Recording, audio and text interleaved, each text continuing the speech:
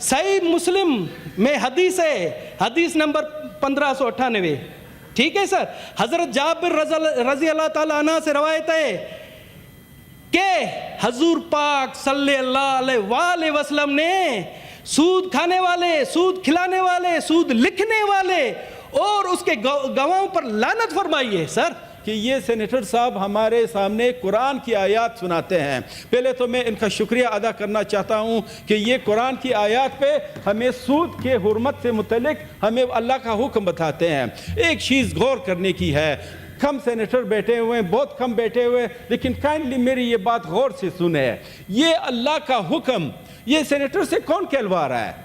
یہ ہندو مذہب سے ہے۔ یہ سینیٹر سے کون کہلوا رہا ہے؟ میرا یہ دعویٰ ہے، میرا یقین ہے، میرا یہ ایمان ہے کہ یہ اللہ اس سے کہلوا رہا ہے۔ یہ ہمیں شرم دلانے کے لیے ہے، یہ ہمیں شرم دینا کہ اگر محشر کا دن ہے، اگر حساب و کتاب ہے، ایک تو حساب و کتاب اگر نہیں ہے پھر تو ٹھیک ہے، اگر حساب و کتاب ہے تو اللہ تعالیٰ ہمارے سامنے یہ بھی کہے گا کہ میں نے ایک ہندو بندے سے اپنی آیات سنائی۔ تو یہ پھر بھی ہم اپنے بجٹ کا 50% حصہ اللہ اور اللہ کے رسول کے ساتھ جنگ میں دے رہے ہیں سر، یہ ہمارے لیے شرم کی بات ہے سر۔ اسلام جنہوں نے اسلام قبول کیا ہے، جو مسلم ہیں، ان کے افعال ایسے ہیں تو میں کیسے اسلام قبول کروں سر؟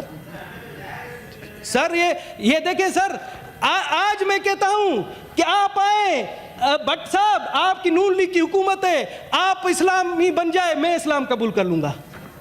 سر آپ بتائیں، اگر ہم اس شخص کا نام نہ لیں بھی تو منافقت ہوگی۔ یہ آپ کے سید برادری کے سید آصف منیر فیلڈ مارشل کی وجہ سے ہوا ہے، جن کی وجہ سے یہ چیز ہوئی ہے، کیونکہ ہم نے آج سے 1400 سال پہلے اہل بیت کی خدمت کی۔ مجھے پتا ہے سید آصف منیر صاحب کے ساتھ کوئی غیبی طاقت ہے۔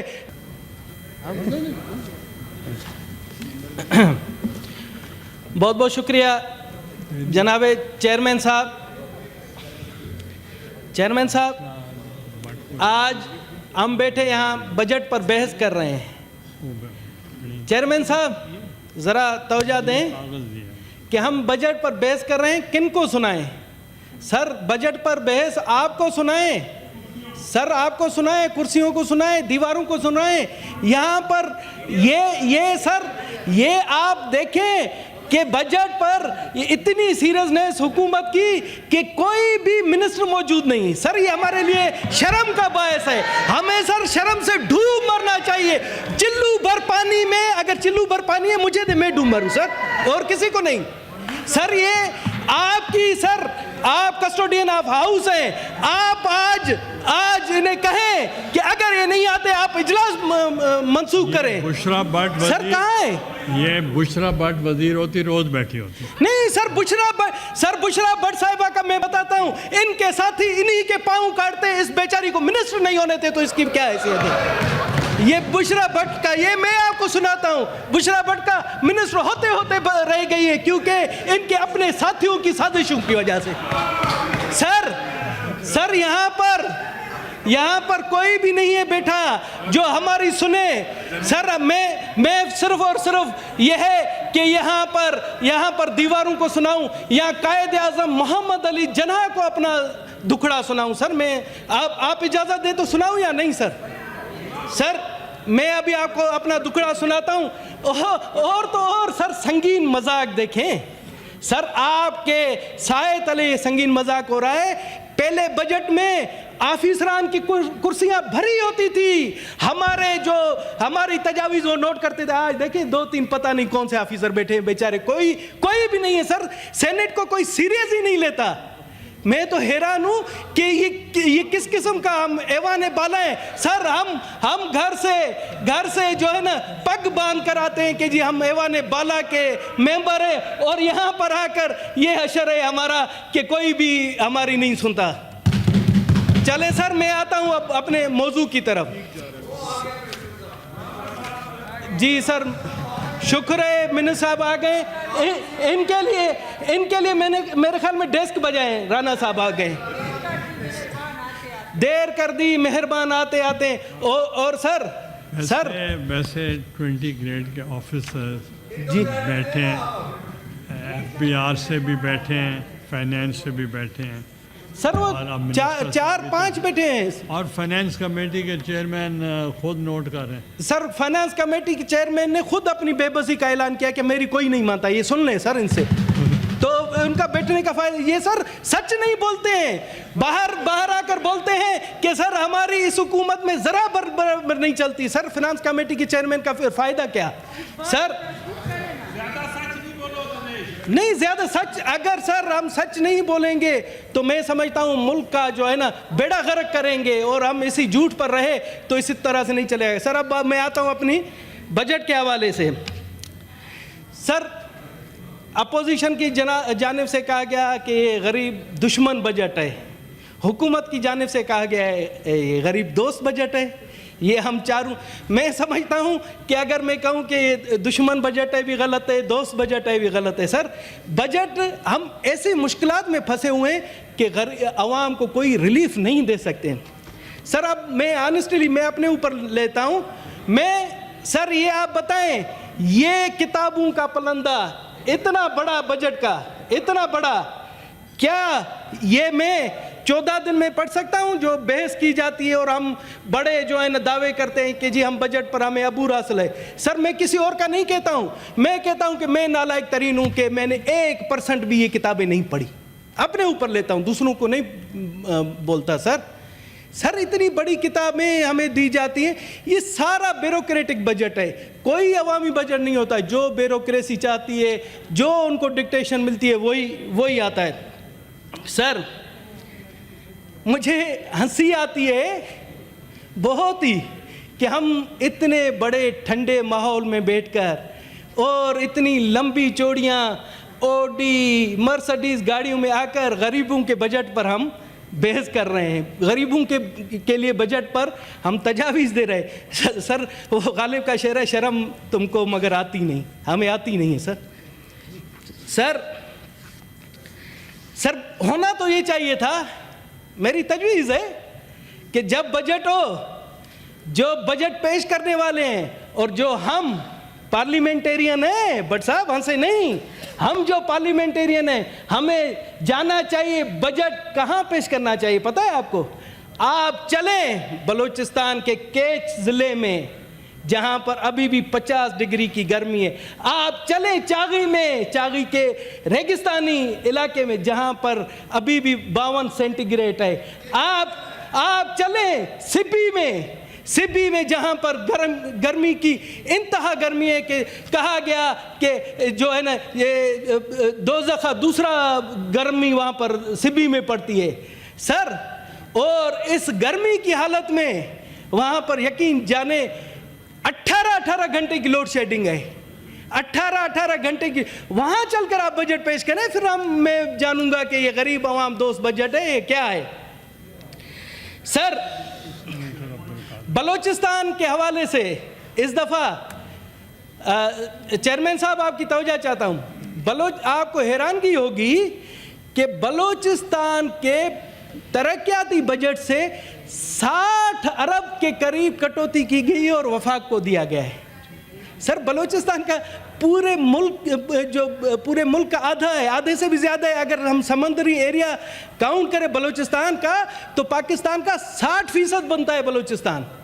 और उसका आपको पता है सर तरक्याती बजट कितना है? आपके शायद इल्म में नहीं हो, 250 अरब, 2 खरब 50 अरब टोटल बलूचिस्तान का तरक्याती बजट है, जो कि एक लाहौर का जो बजट है उससे भी कम है। सर उससे भी 60 अरब की कटौती की गई है। सर ये बहुत बड़ी नाइंसाफ़ी है।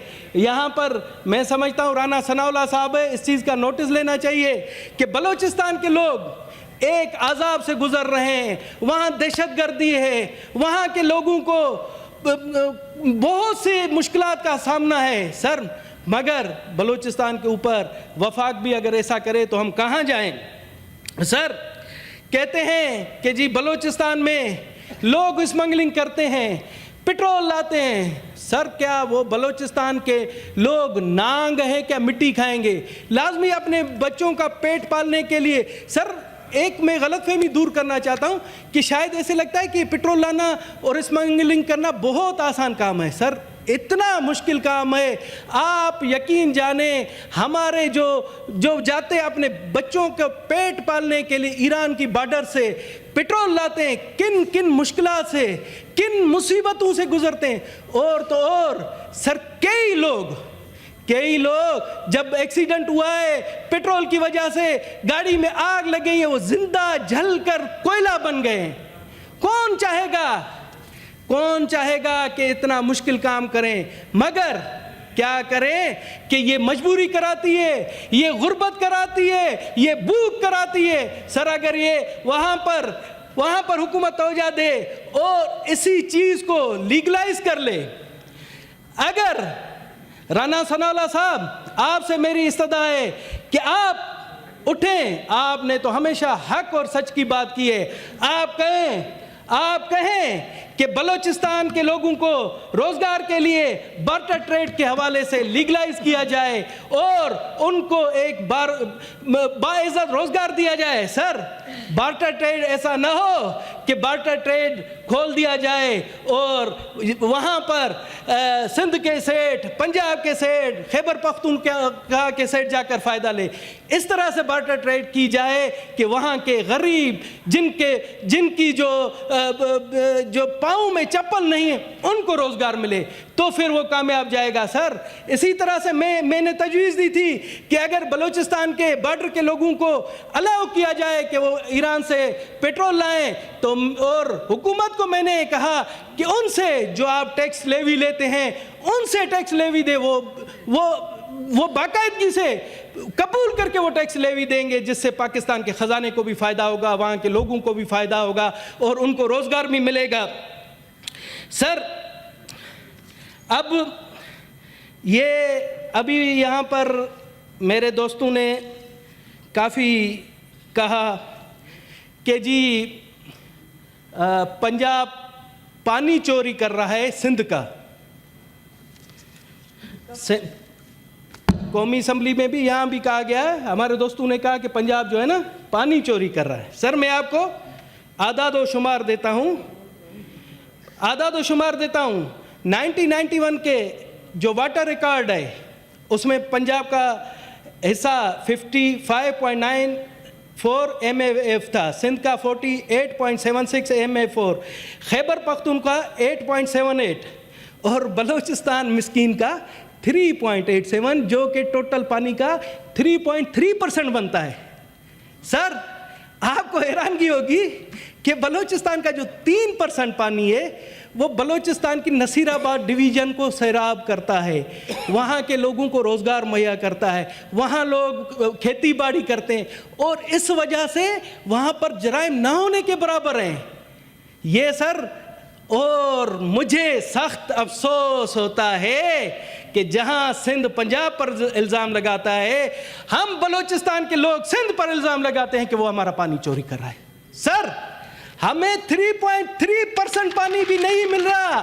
میں آپ کے معزز فلور پر کہہ رہا ہوں کہ ہمیں اس کا آدھا پانی مل رہا ہے, جو کہ ہمارے ساتھ ظلم ہے. حقیقت چھپ نہیں سکتی بناوٹ کے اصولوں سے, کہ خوشبو آ نہیں سکتی کاغذ کے پھولوں سے. آپ کے ایکسپنج کرنے سے یہ حقیقت نہیں چھپے گی. سر یہ حقیقت ہے.